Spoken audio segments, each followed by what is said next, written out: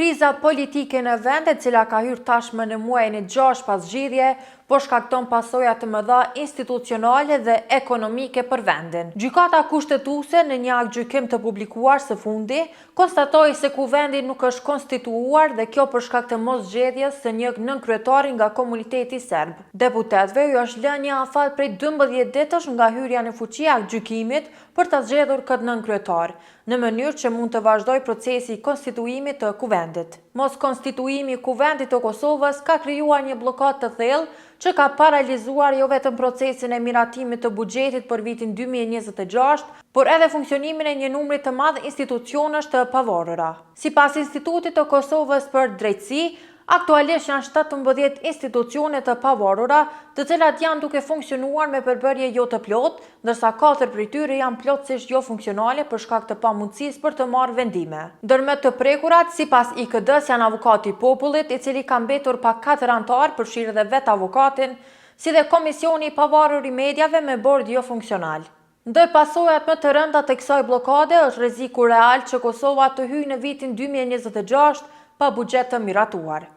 Afati i fundit për aprovimin e buxhetit për vitin 2026 në qeverinë e Kosovës është me 31 tetor. Ani pse nga Ministria e Financave thanë se aktualisht është duke përgatitur ligji për buxhetin e vitit 2026 dhe se pritet që të aprovohet brenda afateve ligjore, kjo gjë vështirë se do të ndodhë. Pas aprovimit të ligjit për buxhetin në qeveri, ai dërgohet në votim në kuvendin e Kosovës.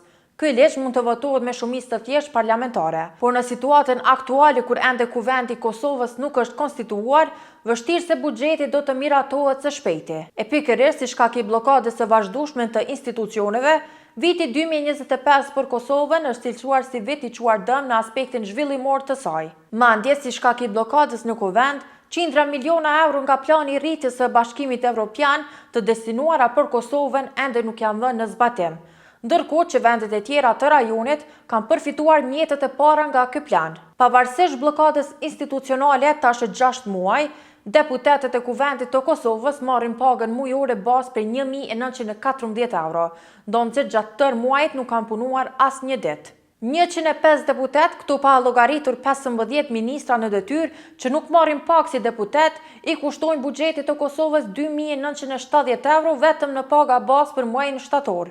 Kjo shumë është edhe më e lartë kur llogaritën shtesat për përvojë pune dhe pozitat e veçanta, se ai e kryetari të kuvendit Dimal Basha dhe nënkryetarëve si Albulina Axhiu, Kujtim Shala, Vlora Qitaku dhe Emilia Rexhepi. Në bazë të zhvillimeve aktuale në vend, krizës politike nuk po i shihet fundi. Kjo pasi partitë politike nuk po japin shenja kompromisi, edhe pasi gjykata kushtetuese ka publikuar vendimin e plotë për konstituimin e kuvendit. Dhe si çdo herë tjetër, partitë politike në vend kanë vazhduar t'ia hedhin fajin njëra tjetrës për ngërçim politik që ka kapluar Kosovën pas zgjedhjeve të nënshkurtit. Situata nuk është shumë shpresdhënëse se do t'i japin zgjidhje institucioneve, por pavarësisht kësaj, mbetet të shihet nëse do të respektohet afati i nxjerrë nga gjykata kushtetuese në mënyrë që të arrihet konstituimi i kuvendit.